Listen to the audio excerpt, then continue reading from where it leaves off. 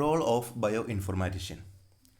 Handling this rich data resource is, of course, a challenging and uphill task which requires considerable knowledge and skill.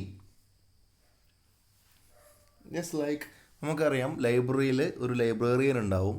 അയാൾ വളരെ experienced ആയിട്ടുള്ള ഒരു patient ആയിരിക്കും. അയാൾക്കേ ഇത് കൃത്യമായിട്ട് കൈകാര്യം ചെയ്യാൻ പറ്റുള്ളൂ. ഒന്നും അറിയാത്ത ഒരാൾ ലൈബ്രറിയിൽ നിർത്തി കഴിഞ്ഞാൽ ആ പുസ്തകം ഒരു പ്രാവശ്യം എടുക്കാൻ പറ്റും, പിറ്റത്തെ പ്രാവശ്യം എടുക്കുന്ന സമയത്ത് അവിടെ മുഴുവൻ തപ്പി നടക്കേണ്ടി വരും. സോ ഒരു പ്രോപ്പർ അറേഞ്ച്മെൻറ്റ്, പ്രോപ്പർ മാനേജ്മെൻറ്റ് അത്യാവശ്യമാണ്. This is where the roles of an information technologist and a biologist merge to create bioinformatician.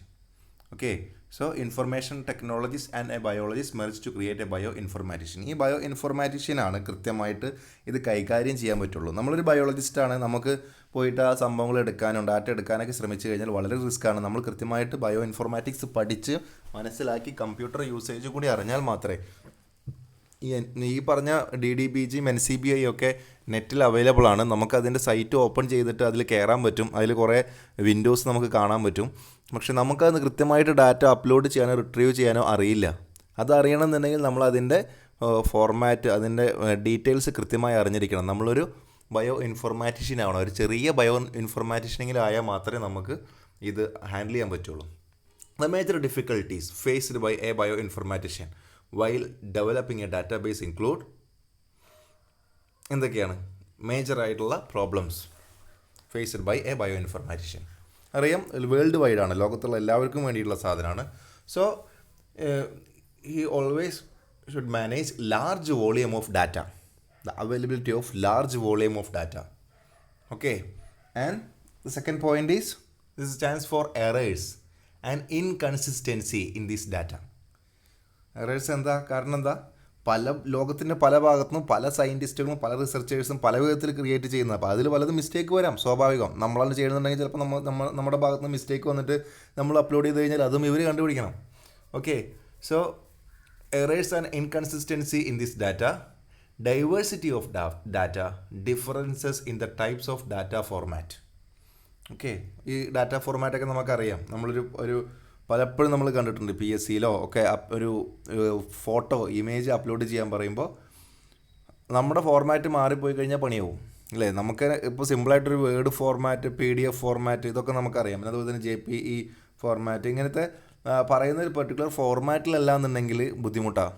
നമുക്ക് നമ്മുടെ സിസ്റ്റത്തിൽ തന്നെ ഇപ്പോൾ ഒരു ആപ്പ് ഡൗൺലോഡ് ചെയ്തിട്ട് നമ്മൾ വായിക്കാൻ നോക്കും, എന്തെങ്കിലും ഒരു ഇൻഫർമേഷൻ നമ്മൾ സെൻഡ് ചെയ്തിട്ട് വായിക്കാൻ പറയുമ്പോൾ ചില മൊബൈലിൽ വായിക്കാൻ പറ്റുന്നില്ല. കാരണം എന്താ? ഒരു പർട്ടിക്കുലർ ആപ്പ് ഡൗൺലോഡ് ചെയ്തിട്ടുണ്ടാവില്ല. അതല്ലെങ്കിൽ വേറെ എന്തെങ്കിലും പ്രശ്നം, ആ മൊബൈൽ ചിലപ്പോൾ ആ ഒരു ക്വാളിറ്റി ഉണ്ടാവില്ല, അതിൻ്റെ ക്വാളിറ്റി കുറവായിരിക്കും. ഈ പറഞ്ഞ പോലെ ഡാറ്റ ഫോർമാറ്റ് വലിയൊരു വിഷയമാണ്, അതൊരു പ്രശ്നമാണ്. പിന്നെ diversity of data, different type of data വരുന്നുണ്ട്. ഓക്കെ, അതുപോലെ തന്നെ errors and inconsistency in this data, large volume of data. World wide നോക്കുമ്പോൾ ഇതൊക്കെ വളരെ വലിയ പ്രശ്നങ്ങളാണ്. Next, biological databases are classified into 2 categories. നേരത്തെ പറഞ്ഞ പോലെ തന്നെ we can classify total biological data into 2. One is called primary database. Primary database എന്താണെന്ന് നമ്മൾ നേരത്തെ കണ്ടു കഴിഞ്ഞു. It is the original data in the form of primary sequence of data or structural data as submitted by the scientific community. Okay, so this is not an interpretation, this is the original data. ഇവാലുവേറ്റഡോ ഇൻ്റർപ്രിറ്റഡോ ആയിട്ടുള്ള data അല്ല. This is the original data is collected by the scientist researchers from all over the world.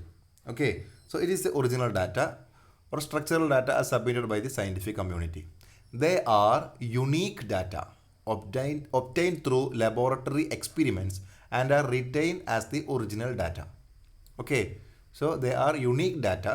ഇപ്പോൾ ഞാനൊരു work ചെയ്യുന്നുണ്ട്, ഒരു ഓർഗാനിസത്തിൽ work ചെയ്യുന്നുണ്ടെങ്കിൽ വേറെ ആരും കണ്ടുപിടിക്കാത്ത ഒരു പുതിയ സ്പീഷീസിൽ വർക്ക് ചെയ്യുമ്പോൾ ഞാൻ കണ്ടുപിടിക്കുന്ന ആ ഒരു ഡാറ്റ, ആ ഒരു ഇൻഫർമേഷൻ, ആ ഒരു അമിനോ ആസിഡ് സീക്വൻസോ DNA സീക്വൻസോ എന്തോ ആയിക്കോട്ടെ, അതൊരു യുണീക്ക് ഡാറ്റയാണ്. ഞാനാണ് അതിൻ്റെ author. Okay, these data are made available to the users without any change or alteration, also known as archival data banks. So these data are made available to the users without any change or alteration. എന്തെങ്കിലും വ്യത്യാസം വരുത്താതെ, change വരുത്താതെ. കാരണം ഞാനാണ് അത് കണ്ടുപിടിച്ചത്, ഞാനാണ് അത് ഐഡൻറ്റിഫൈ ചെയ്ത് ഞാനത് നേരെ പ്രൈമറി ഡാറ്റയാണ്, ഞാൻ ആ ഡാറ്റ നേരെ കൊടുക്കുകയാണ്. അപ്പോൾ അത് ഒരു പ്രൈമറി സോഴ്സാണ്. ഓക്കെ, അത് ചേഞ്ച് ചെയ്യാൻ പാടില്ലാത്തൊരു സോഴ്സാണ്. It's also known as archival data banks. Examples for primary databases. One is nucleic acid databases. Databases for nucleic acid. EMBL, GenBank, DDBJ. These all are nucleic acid databases. Second one is protein databases. SwissProt, PDB, PIR, TREMBL. ഇതൊക്കെ protein databases ആണ്.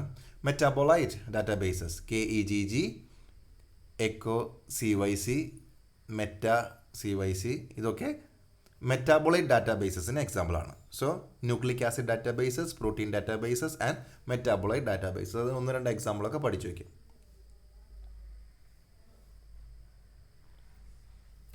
Secondary databases. Secondary databases also known as pattern databases. Secondary databases are also known as pattern databases. These contain information that has been processed and derived from the raw data available in primary databases. പ്രത്യേകിച്ച് explain ചെയ്യേണ്ടെന്ന് വിചാരിക്കുന്നു. This is data is derived from the primary databases. Okay. The scientists process and interpret, evaluate the primary database and form the secondary database. Okay. അപ്പോൾ അതിൽ മാറ്റങ്ങൾ വരുത്തി അതിൽ നിന്ന് study ചെയ്ത് evaluate ചെയ്തുണ്ടാക്കുന്നതാണ് സെക്കൻഡറി ഡാറ്റ പ്രൈമറി ഡാറ്റയിൽ നിന്ന്. Here the data are classified according to their structure, models, common characteristics of sequence classes, structure of domain and motif etcetera. Okay, so raw data ആയിട്ടുള്ള പ്രൈമറി ഡാറ്റയിൽ നിന്ന് ഉണ്ടാക്കിയെടുക്കുന്നതാണ് secondary data. അവിടെ classify ചെയ്യുന്നത് എന്തിനെ base ചെയ്തിട്ടാണ്? അതിൻ്റെ സ്ട്രക്ചർ കിട്ടുന്ന സെക്കൻഡറി.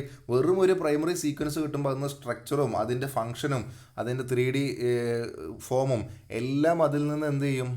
ഇവാലുവേറ്റ് ചെയ്ത് എടുക്കും. അത് കമ്പ്യൂട്ടറിൽ കൊടുത്ത് ഡാറ്റ അനലൈസ് ചെയ്തിട്ട് ഈ സംഭവങ്ങളൊക്കെ ഫോം ചെയ്യും. എന്നിട്ട് അതിനനുസരിച്ച് ഇതിനെ ക്ലാസിഫൈ ചെയ്യും. Structure, models, common characteristics of sequence classes, structure of domain, motive, ഇതൊക്കെ അനുസരിച്ചാണ് ക്ലാസിഫിക്കേഷൻ നടത്തുന്നത്. Much of the relevant and useful information available today is housed in secondary databases. Okay, അപ്പോൾ നമുക്കൊരു പ്രൈമറി ഡാറ്റ സീക്വൻസ് നമുക്ക് കിട്ടിക്കഴിഞ്ഞാൽ നമ്മൾ നേരെ അത് ഈ പറഞ്ഞ സെക്കൻഡറി ഡാറ്റ ലൈബ്രറിയിലേക്ക് ഇട്ട് കൊടുത്തു കഴിഞ്ഞാൽ അതുമായിട്ട് മാച്ച് ചെയ്തിട്ട് അതിൻ്റെ തുടർന്നുള്ള ഫുൾ ഡീറ്റെയിൽസ് നമുക്ക് സെക്കൻഡറി ഡാറ്റാബേസ് ഡീറ്റെയിൽസ് നമുക്ക് അവൈലബിൾ ആയിരിക്കും. Okay, examples ProCite, Prince, Blocks, Farm, etc. ProCite, Prince, Blocks, Farm, etc. ഇനി നമ്മൾ ഇന്ന് അവൈലബിൾ ആയിട്ടുള്ള പോപ്പുലർ ആയിട്ടുള്ള ഡാറ്റാബേസസുകൾ നമ്മൾ പഠിക്കാൻ പോവുകയാണ്. Number 1 is NCBI, GenBank. NCBI is also known as GenBank. NCBI databases. GenBank is hosted by National Center for Biotechnology Information, NCBI. Also known as GenBank is hosted by National Center for Biotechnology Information, NCBI. NCBI is a part of the National Library of Medicine. National Library of Medicine situated at the campus of US National Institutes of Health. So ഇതൊരു കമ്പ്യൂട്ടറിൽ മാത്രം കാണുന്നില്ല, ഇതിനായിട്ടൊരു particular area ഒക്കെ ഉണ്ട്. ഇത് maintain ചെയ്യാൻ വേണ്ടി ഒരുപാട് ആളുകളും ഒക്കെ ഉള്ള ഒരു വലിയ ഇൻസ്റ്റിറ്റ്യൂഷനാണ്. സോ ആ NCBI എന്ന് പറയുന്നത് ഏതിൻ്റെ ഭാഗമാണ്? നാഷണൽ ലൈബ്രറി ഓഫ് മെഡിസിൻ്റെ ഭാഗമാണ്, NLMൻ്റെ ഭാഗമാണ്. എവിടെയാണ് സിറ്റുവേറ്റ് ചെയ്തിരിക്കുന്നത്? At the campus off US national institute of health, NIH. അമേരിക്കയിലാണ് ഈ സംഭവം കാണുന്നത്. NCBI offers, what are the offering? What are the information available in NCBI? NCBI offers all publicly available nucleotide sequences. All publicly available nucleotide sequences. Nucleotide sequences available so far. ഇപ്പോൾ നമുക്കായാലും ലോകത്തെ എല്ലാ ആൾക്കാർക്കും മേജറായിട്ടുള്ള nucleotide സീക്വൻസിൻ്റെ source എന്ന് പറയുന്നത് NCBI ആണ്. NCBIയുടെ URL താഴ്ത്ത് കൊടുത്തിട്ടുണ്ട്. ആ URL എടുത്ത് നെറ്റിൽ അടിച്ചു കൊടുത്ത് നോക്കിക്കഴിഞ്ഞാൽ നമ്മൾ NCBIയിലേക്ക് ഡയറക്റ്റ് പോകും. ഓക്കെ, അത് കൈകാര്യം ചെയ്യണമെങ്കിൽ നമുക്ക് കൂടുതൽ ഇൻഫർമേഷൻ, നമ്മളൊരു ചെറിയൊരു ബയോ ഇൻഫോർമാറ്റീഷ്യൻ ആവണമെന്ന് ഞാൻ പറഞ്ഞു. എന്നാലും നമുക്കത് കുറച്ചൊക്കെ മനസ്സിലാവും. നിങ്ങൾ കമ്പ്യൂട്ടർ ജനറേഷൻ ആയതുകൊണ്ട് നിങ്ങൾക്ക് നോക്കുമ്പോൾ കുറച്ചൊക്കെ കൃത്യമായിട്ട് മനസ്സിലാക്കാൻ സാധിക്കും. അപ്പോൾ ആ സൈറ്റിൽ ജസ്റ്റ് പോയി കഴിഞ്ഞാൽ www.ncbi.nlm.nih.gov/genbank എന്ന് പറയുന്ന ആ സൈറ്റിൽ പോയി കഴിഞ്ഞാൽ നിങ്ങൾക്ക് കൂടുതൽ ഡീറ്റെയിൽസ് കാണാൻ പറ്റും. Okay, so all publicly available nucleotide sequences, ആ ന്യൂക്ലിയോട്ടൈഡ് സീക്വൻസിൻ്റെ പ്രോട്ടീൻ ട്രാൻസ്ലേഷൻ കിട്ടും. എവിടെ നിന്ന്? NCBI നിന്ന് കിട്ടും. There bibliographic and annotated information, അവരുടെ റെഫറൻസ്, അതിൻ്റെ കുറിച്ചുള്ള കൂടുതൽ ഡീറ്റെയിൽസ്. ഓക്കെ, പിന്നെ അതുപോലെ തന്നെ ആ ഒരു പർട്ടിക്കുലർ പ്രോട്ടീനെ കുറിച്ചുള്ള അവൈലബിൾ ആയിട്ടുള്ള മറ്റുള്ള ഇൻഫർമേഷൻ, ഇതൊക്കെ നമുക്ക് കിട്ടും. The information available in NCBI are grouped and categorised in two separate databases according to the type of data.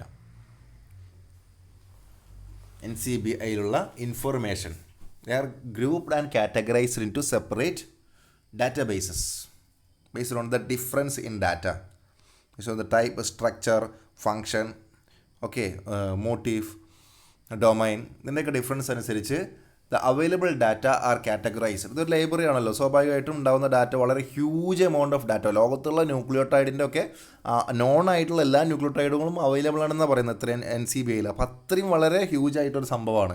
അപ്പോൾ അതിനൊക്കെ പർട്ടിക്കുലറായിട്ട് ക്ലാസിഫൈ ചെയ്തിട്ടുണ്ട്. ഓക്കെ, സോ NCBIയുടെ വേറെ പ്രത്യേകത, NCBI also facilitate accession to an immense collection of molecular biology and bio informatics database by providing links wherever possible. Okay, NCBI also facilitate accession to immense collection of molecular biology and bioinformatic databases. ഏറ്റവും വലിയ huge സോഴ്സാണ് ഈ പറഞ്ഞ NCBI. Okay, so നമുക്ക് link provide ചെയ്തിട്ട് മറ്റുള്ള പലതിലേക്ക് നമുക്ക് പോകുന്നതിനും സ്റ്റഡി നടത്താനും NCBIയിൽ കയറി കഴിഞ്ഞാൽ നമുക്ക് സാധിക്കും. അതൊരു കോമൺ വിൻഡോ, അതിന് പല ഭാഗത്തേക്കും പല ഇൻഫർമേഷൻ കളക്ട് ചെയ്ത് പല ഭാഗത്തേക്ക് പോകുന്നതിനുള്ള ലിങ്ക് അതിൽ പ്രൊവൈഡ് ചെയ്തിട്ടുണ്ട്. ഓക്കെ, NCBIയുടെ ലിങ്കാണ്, URL ആണ് താഴെ കാണുന്നത്, http://www.ncbi. ഓക്കെ, ആ ലിങ്കിൽ നിങ്ങൾ കയറി നോക്കുക, സെർച്ച് ചെയ്യുക.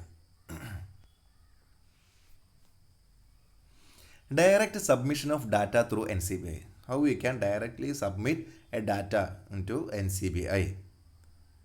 നമുക്ക് സബ്മിറ്റ് ചെയ്യാൻ പറ്റുമോ? ഇപ്പോൾ നമ്മളൊരു നല്ലൊരു റിസർച്ചറാണ്, നമുക്കൊരു അമിനോ ആസിഡ് സീക്വൻസ് കിട്ടിയിട്ടുണ്ട്, നമ്മൾ ചിന്തിക്കുകയാണ് ഇത് പുതിയതാണ്, വേറെ ആർക്കും ഇല്ലാത്തൊരു സാധനമാണ്. ഓക്കെ, അപ്പോൾ എനിക്ക് ആ ഡാറ്റ ഒന്ന് അപ്ലോഡ് ചെയ്യാൻ പറ്റുമോ, സബ്മിറ്റ് ചെയ്യാൻ പറ്റുമോ?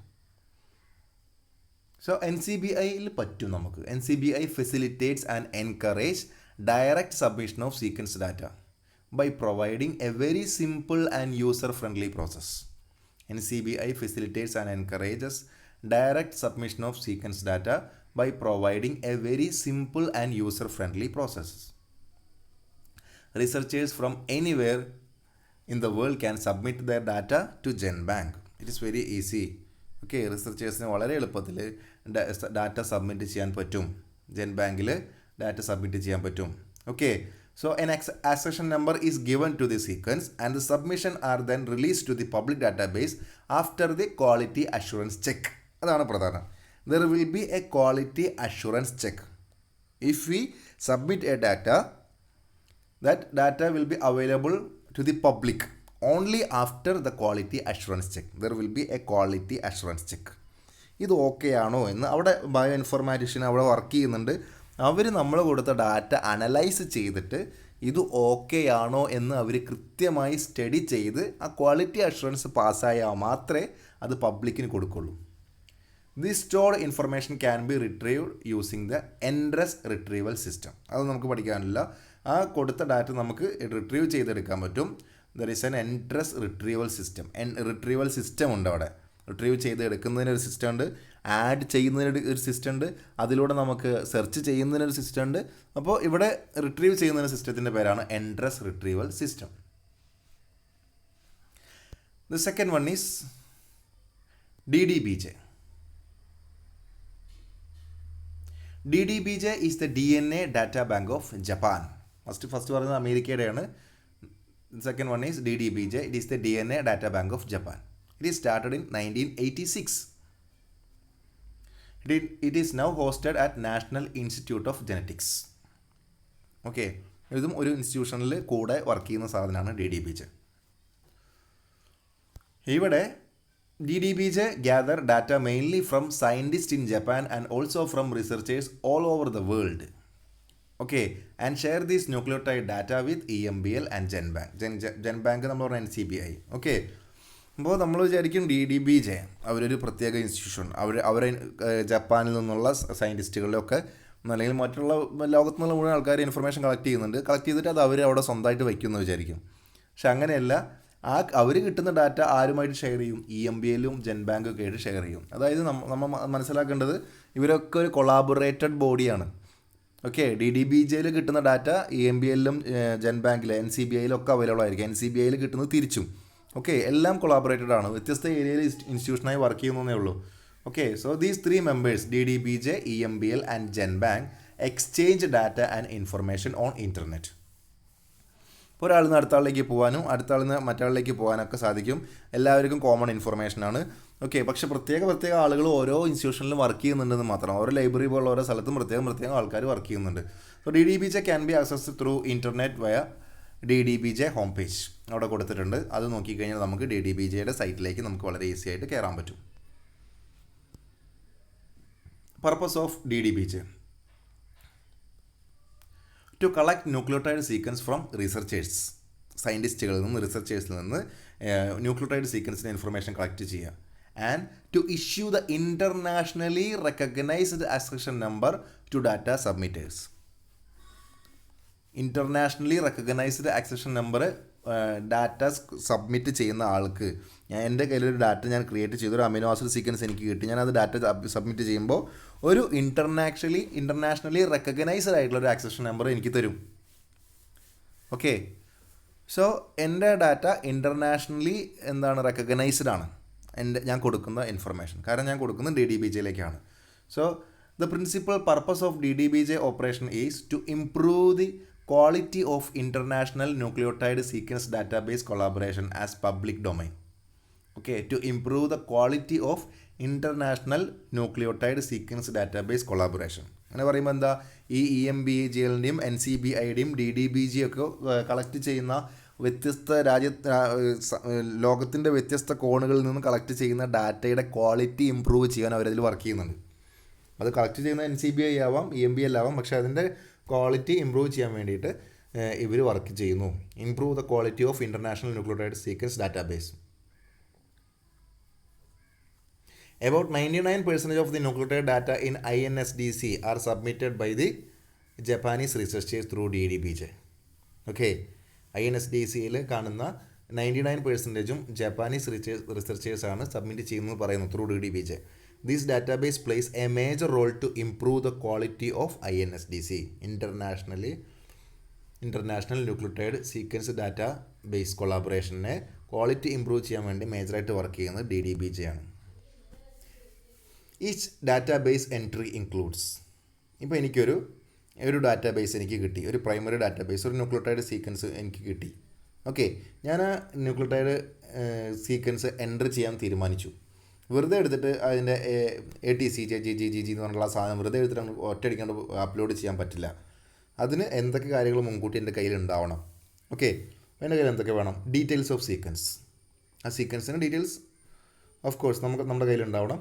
പിന്നെ സബ്മിറ്റേഴ്സ് ഡീറ്റെയിൽസ്, അത് ആരാണ് സബ്മിറ്റ് ചെയ്യാൻ പോകുന്നത് അയാളുടെ ഡീറ്റെയിൽസ് വേണം. അതുപോലെ തന്നെ bibliographic references, biological significance, scientific name and taxonomy of the organism, ഇതൊക്കെ വേണം. ഓക്കെ, നമുക്ക് അവൈലബിൾ ആയിട്ടുള്ള ഇത്തരം ഡാറ്റാസൊക്കെ നമ്മൾ കളക്ട് ചെയ്ത് കൊടുക്കണം. അതല്ലാതെ ജസ്റ്റ് ഒരു സംഭവം കിട്ടിക്കഴിഞ്ഞാൽ ഉടനെ അങ്ങോട്ട് കൊടുത്ത് കളയാം എന്ന് തീരുമാനിക്കാൻ പറ്റില്ല. ഈ കാര്യങ്ങളൊക്കെ അവിടെ ചോദിക്കും. ഇതിലൊക്കെ ചെറിയ വ്യത്യാസങ്ങളും ഇളവുകളൊക്കെ ഉണ്ടാകും, പക്ഷേ ബാക്കിയുള്ള സംഭവങ്ങളൊക്കെ നമ്മൾ ആഡ് ചെയ്ത് കൊടുക്കണം. ബിബ്ലിയോഗ്രഫിക് റെഫറൻസ്, ഇത് നമ്മളെ മുമ്പത്തെ ഇതുമായി ബന്ധപ്പെട്ട ഡീറ്റെയിൽസൊക്കെ കളക്ട് ചെയ്യണം. ഇതിനെന്ത് ബയോളജിക്കൽ സിഗ്നിഫിക്കൻസ് ആണുള്ളത് നമ്മൾ നോക്കണം. ഓക്കെ, പിന്നെ scientific name and taxonomy of the organism, ഒന്നും അറിയില്ല, ഓർഗാനിസത്തിനെ കുറിച്ച് യാതൊന്നും അറിയില്ല എന്നുണ്ടെങ്കിൽ അതിനൊക്കെ ഓപ്ഷൻ ഉണ്ടാവും. Okay, major activities. What are the major activities of DDBJ? Providing internationally recognised accession number to sequences.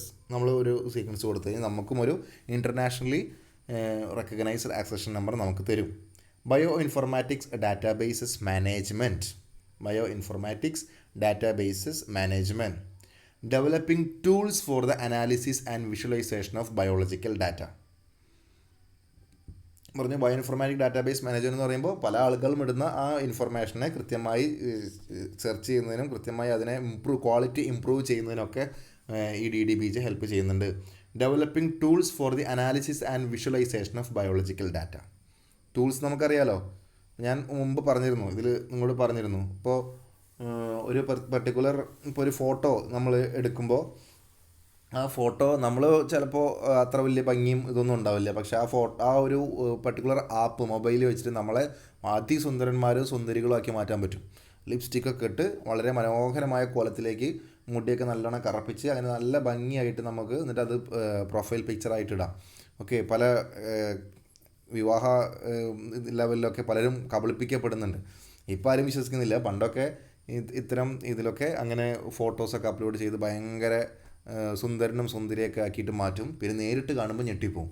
അപ്പോൾ അങ്ങനത്തെ അവസ്ഥ ഉണ്ടാക്കുന്നത് ആ ആപ്പുകളാണ്. ഓക്കെ, ആ ആപ്പുകളുടെ ഡെവലപ്മെൻറ്റാണ്. അപ്പോൾ ആ ആപ്പ് എന്ന് പറയുന്നത് നമുക്ക് യൂസ് ചെയ്യാൻ അറിയണം എന്നുള്ളതുണ്ട്. പക്ഷേ ആ ആപ്പ് ഉണ്ടാക്കുന്ന ഒരാളുണ്ട്, അത് ക്രിയേറ്റ് ചെയ്യുന്ന ഒരാളുണ്ട്.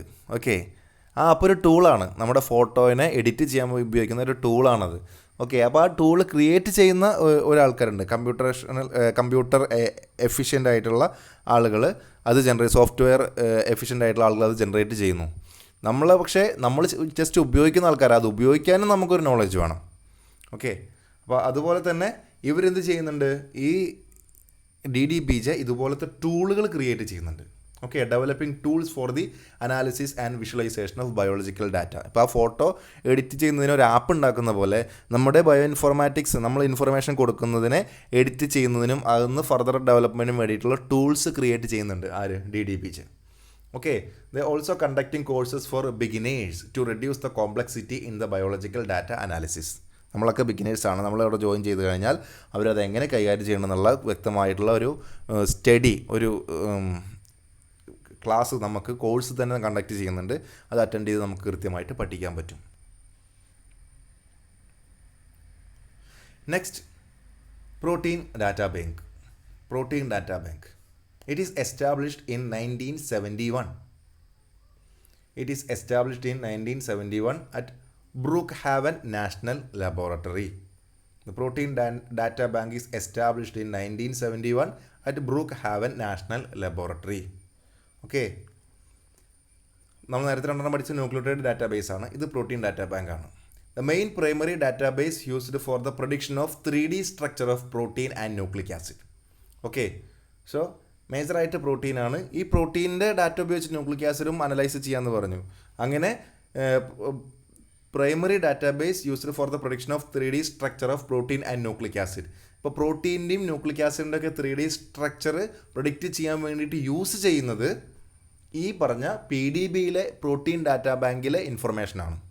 ഓക്കെ, അപ്പോൾ PDBയിൽ കാണുന്നത് പ്രൈമറി ഡാറ്റാബേസ് ആണ്.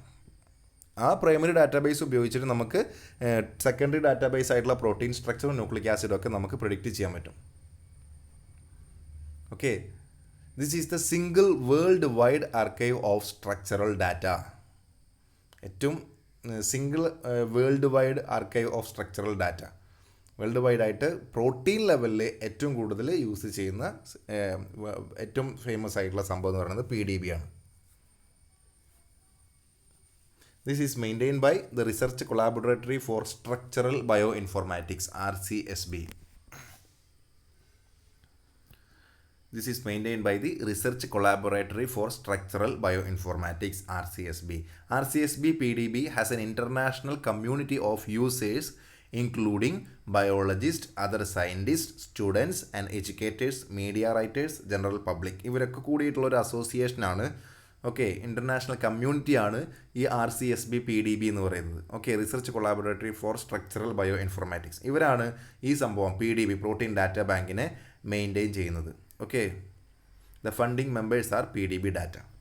സോ PDB ഡാറ്റ എന്ന് പറഞ്ഞാൽ അത് മെയിൻറ്റെയിൻ ചെയ്യുന്നത് research collaboratory for structural bioinformatics എന്ന് പറയുന്ന ഒരു ടീമാണ്. അതിലാരൊക്കെ ഉണ്ടാവും? ബയോളജിസ്റ്റും അതർ സയൻറ്റിസ്റ്റ് സ്റ്റുഡൻസ് ഉണ്ടാവും, എഡ്യൂക്കേറ്റേഴ്സ് ഉണ്ടാവും, മീഡിയ റൈറ്റേഴ്സ് ഉണ്ടാവും, ജനറൽ പബ്ലിക്. അതിന് ഫണ്ടിങ് മെമ്പർ എന്ന് പറയുന്നത് PDB ഡാറ്റയാണ്. So protein data bank. Role of PDB. What are the major role of PDB?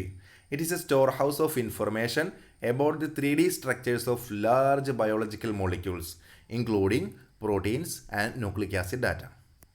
Okay, it is a storehouse of information about the 3D structures of large biological molecules, including proteins and nucleic acid data. So 3D സ്ട്രക്ചറിന് വേണ്ട information, primary information store ചെയ്ത് വെക്കുന്ന ഒരു store ഹൗസാണ് PDB എന്ന് പറയുന്നത്. Understanding the shape of this molecule helps to understand how it works. So ഇവിടെ PDB എന്ന് പറയുന്ന PDB ഒരു മേജറായിട്ടുള്ളൊരു സംഭവമാണ്. പ്രോട്ടീൻ്റെ ഇൻഫർമേഷൻ സ്റ്റോർ ചെയ്ത് വയ്ക്കുന്നതാണ്. ആ പ്രോട്ടീൻ ഇൻഫർമേഷൻ ഉപയോഗിച്ച് നമുക്ക് ന്യൂക്ലിക് ആസിഡിൻ്റെ ഇൻഫർമേഷൻ, ന്യൂക്ലിയോടൈഡ്സിൻ്റെ ഇൻഫർമേഷൻ കിട്ടും, അതിൻ്റെ സ്ട്രക്ചറൽ ഐഡിയ കിട്ടും, അതിൻ്റെ ഫങ്ഷണൽ ഐഡിയ കിട്ടും. ഓക്കെ, സോ അതുകൊണ്ട് വളരെ ഇമ്പോർട്ടൻ്റ് ആണ് ഇതിൻ്റെ ഇൻഫർമേഷൻ എന്ന് പറയുന്നത്. Understanding the shape of this molecules helps to understand how it works. ഇതിൻ്റെ ഫംഗ്ഷൻ എന്താണെന്ന് അറിയാൻ പറ്റും. ഷേപ്പ് കിട്ടിക്കഴിഞ്ഞാൽ അങ്ങനത്തെ എല്ലാ കാര്യങ്ങളും നമുക്ക് ഈ PDBയിൽ നിന്ന് അവൈലബിൾ ആണ്. So, understanding the shape of these molecules helps to understand how it works. This knowledge can be used to help derive the role played by the higher level structure of molecules in human health and disease and in drug development. ഇതൊക്കെ പിന്നീട് വരുന്നുണ്ട്, ചെറിയ ഭാഗങ്ങളൊക്കെ ഇതിൻ്റെ തുടർന്ന് വരുന്നുണ്ട്. Drug development ഇത് use ചെയ്യാൻ പറ്റും, ഹെൽത്ത് ആൻഡ് ഡിസീസ്. ഓക്കെ, ഇതൊക്കെ പലപ്പോഴും ഉണ്ടാക്കുന്നത് ബാക്ടീരിയ, വൈറസസ് പോലുള്ള ആൾക്കാരാണ്. അപ്പോൾ ഇവരുടെയൊക്കെ സ്ട്രക്ചർ, ഇവരുടെയൊക്കെ ഫംഗ്ഷൻ ഐഡൻറ്റിഫൈ ചെയ്യാൻ വേണ്ടിയിട്ട് ഈ പ്രോട്ടീൻ ഡാറ്റാബേസ്, മിക്കവാറും ആളുകൾ ഈ പ്രശ്നങ്ങളൊക്കെ ഉണ്ടാക്കുന്നത്, ഒരു പ്രോട്ടീൻ ആയാലും വൈറസ് ആയാലും ഉണ്ടാക്കുന്നത് പലപ്പോഴും അവരുടെ റീപ്രൊഡക്ഷൻ വഴിയായിട്ട്, ന്യൂക്ലിക് ആസിഡിൻ്റെ ഒരു റെപ്ലിക്കേഷൻ വഴിയായിട്ട്, പിന്നെ RNA ഫോം ചെയ്യുന്നതുകൊണ്ട്, പിന്നെ അതിൽ നിന്ന് പ്രോട്ടീൻ ഫോം ചെയ്യുന്നതുകൊണ്ടാണ്. അപ്പോൾ ഇത്തരം പ്രോട്ടീനുകളുടെ ഇൻഫർമേഷൻ നമുക്ക് കളക്ട് ചെയ്ത് കഴിഞ്ഞാൽ അവരെക്കുറിച്ച് റെലവൻ്റ് ആയിട്ടുള്ള ഇൻഫർമേഷൻ നമുക്ക് ഡെവലപ്പ് ചെയ്യാൻ പറ്റും. അതുപയോഗിച്ച് അതിനെ കില്ല് ചെയ്യുന്നതിന്, ആ ഒരു പെർട്ടിക്കുലർ ഓർഗാനിസത്തിനെ, ഒരു പാത്തോജനെ കില്ല് ചെയ്ത് കളയുന്നതിന്, മൈക്രോ ഓർഗാനിസത്തിനെ ഐഡൻറ്റിഫൈ ചെയ്യുന്നതിനൊക്കെ നമുക്ക് ഈ റോൾ ഓഫ് PDB അല്ലെങ്കിൽ PDBയുടെ ഇൻഫർമേഷൻ നമുക്ക് യൂസ് ചെയ്യാൻ പറ്റും. അതുപോലെ തന്നെ ഡ്രഗ് ഡെവലപ്പ് ചെയ്യുന്നതിന്, അതിന് സൂറ്റബിൾ ആയിട്ടുള്ള, അതിനെ കില്ല് ചെയ്യുന്നതിന് സൂറ്റബിൾ ആയിട്ടുള്ള, അല്ലെങ്കിൽ അതിൻ്റെ അറ്റാക്കിനെ പ്രിവെൻറ്റ് ചെയ്യുന്നതിന് സൂറ്റബിൾ ആയിട്ടുള്ള ഡ്രഗ് ഡെവലപ്പ് ചെയ്യുന്നതിന് നമുക്ക് PDBയിലെ ഡാറ്റ യൂസ് ചെയ്യാൻ പറ്റും. How PDB works. The data obtained from X-ray crystallography and NMR spectroscopy are submitted to the PDB. Okay, ഇതൊക്കെ ഓരോ ടെക്നിക്കുകളാണ്. എക്സ്റേ ക്രിസ്റ്റലോഗ്രഫി, ഒരു പ്രോട്ടീൻ്റെ ഒരു എന്തെങ്കിലും കിട്ടിക്കഴിഞ്ഞാൽ അതിൻ്റെ ഒരു എക്സ്റേ ക്രിസ്റ്റലോഗ്രഫി കിട്ടി, അതിൻ്റെ result NMR, nucleo magnetic resonance spectroscopy, അതിൻ്റെ ഒക്കെ ഇൻഫർമേഷൻ നമുക്ക് PDBയിൽ സബ്മിറ്റ് ചെയ്യാൻ പറ്റും. Okay, so this contain some basic and computed structural details. നമ്മൾ ഈ NMR നടത്തിയിട്ട്, ക്രിസ്റ്റലോഗ്രാഫിയൊക്കെ നടത്തിയിട്ട് കിട്ടുന്ന വളരെ ബേസിക് ആയിട്ടുള്ള, വളരെ എന്താ പറയുക, പ്രൈമറി ലെവലിലുള്ള ഇൻഫർമേഷനാണ് നമ്മൾ കൊടുക്കുന്നത്. Okay, these structures R explain as per the depositors specification. Okay, എന്നിട്ട് ഇത് കൊടുത്തു കഴിഞ്ഞാൽ അവർ ഡെപ്പോസിറ്റേഴ്സ്, നമ്മൾ കൊടുക്കുന്ന ഇൻഫർമേഷൻ അനുസരിച്ച് അവരതിന് കൃത്യമായി അത് എക്സ്പ്ലെയിൻ ചെയ്ത് കൃത്യമായി ഐഡൻറ്റിഫൈ ചെയ്യുന്നു. The data is freely available and information on structures can be accessed from the URL http://www.pdb.org or by using several other search methods. So, PDB നമുക്ക് ഇതുപോലെ ഒരു എക്സ്റേ ക്രിസ്റ്റലോഗ്രഫിയോ NMR നടത്തി നമുക്ക് കിട്ടിയ ഡാറ്റ നമ്മൾ കൊടുക്കുന്നു, അവരത് അനലൈസ് ചെയ്യുന്നു. അവരത് നേരത്തെ പറഞ്ഞ പോലെ ക്വാളിറ്റി അഷുറൻസ് ചെക്കൊക്കെ നടത്തിയിട്ട് അത് കൃത്യമാണെന്നുണ്ടെങ്കിൽ അത് അവർ അപ്ലോഡ് ചെയ്യുന്നു. അത് പിന്നെ പബ്ലിക്കിന് അവൈലബിൾ ആവുന്നു. ഓക്കെ, ഈ സൈറ്റിൽ കയറി കഴിഞ്ഞാൽ നമുക്ക് ആ സംഭവം കിട്ടും. File format four PDB. Initially, the file format called PDB file format was used to describe the information content of PDB entries. അതായത് PDBക്ക് അവരുടേതായ ഒരു ഫയൽ ഫോർമാറ്റ് ഉണ്ടായിരുന്നു. അപ്പോൾ നമ്മളൊരു ഇൻഫർമേഷൻ കൊടുക്കുമ്പോൾ നമ്മൾ എന്ത് ചെയ്യണം? PDB ഫയൽ ഫോർമാറ്റിലേക്ക് കൺവേർട്ട് ചെയ്ത് കൊടുത്താൽ മാത്രമേ അത് ആക്സെപ്റ്റ് ചെയ്യുള്ളൂ. ലേറ്റർ എന്ത് സംഭവിച്ചു? ഡിഫറെൻ്റ് ആയിട്ടുള്ള മറ്റുള്ള ഫോർമാറ്റുകളും ആക്സെപ്റ്റ് ചെയ്യാൻ തുടങ്ങി. ഇതൊന്നും നമുക്ക് തീരെ ഫെമിലിയർ അല്ല. കാരണം ഇതൊക്കെ ബയോ ഇൻഫർമാറ്റീഷ്യൻ അത് ആ രീതിയിൽ പഠിച്ച് ക്ലിയർ ആക്കിയാൽ ഈ സംഭവങ്ങളൊക്കെ നമുക്ക് കൃത്യമായിട്ട് മനസ്സിലാവുള്ളൂ. Macro molecular crystallographic information file format MMCIF and recently XML version of MMCIF called PDML was also described. Okay, so structure files can be downloaded any of these three formats. ഇതിൽ micromolecular crystallographic information file format MMCIF, then XML version of MMCIF. ഇതൊക്കെ നമുക്ക് നമ്മളൊരു സംഭവം അതിന് download ചെയ്തെടുക്കുമ്പോൾ ഈ ഏതെങ്കിലും ഒരു ഫയൽ ഫോർമാറ്റിലാണ് നമുക്ക് കിട്ടും. നമ്മൾ ഏതെങ്കിലും അപ്ലോഡ് ചെയ്യുമ്പോൾ ഇതിൽ ഏതെങ്കിലും ഒരു ഫയൽ ഫോർമാറ്റിൽ നമ്മൾ അപ്ലോഡ് ചെയ്യണം. ഓക്കെ, അപ്പോൾ അങ്ങനെ ഡിഫറൻറ്റ് ഫയൽ ഫോർമാറ്റ് പറഞ്ഞ ഒന്നുമില്ല. നമ്മൾ പറഞ്ഞ PDF file format, word file format എന്ന് പറയുന്ന പോലെ തന്നെ ഈ പറഞ്ഞ PDB യൂസ് ചെയ്യുമ്പോൾ PDBക്ക് അതിൻ്റേതായിട്ടുള്ള ഫയൽ ഫോർമാറ്റ് ഉണ്ട്. ആ ഫയൽ ഫോർമാറ്റിലേക്ക് നമ്മൾ കൺവേർട്ട് ചെയ്യണം. അതാണ് file format four PDB. Okay, ഇനി നമുക്ക് എടുക്കാനുള്ളത് ഒമീമാണ്. അത് അടുത്ത ക്ലാസ്സിലെടുക്കാം. ഇപ്പോൾ 3 നമ്മൾ പഠിച്ചു. PDB, then DDBJ and NCBI. വളരെ ഇമ്പോർട്ടൻ്റ് ആണ് കേട്ടോ. അത് എക്സാമിന് ചോദിക്കുന്നതാണ്. NCBI, DDBJ, PDB 3 വളരെ ഇമ്പോർട്ടൻ്റ് ആണ്.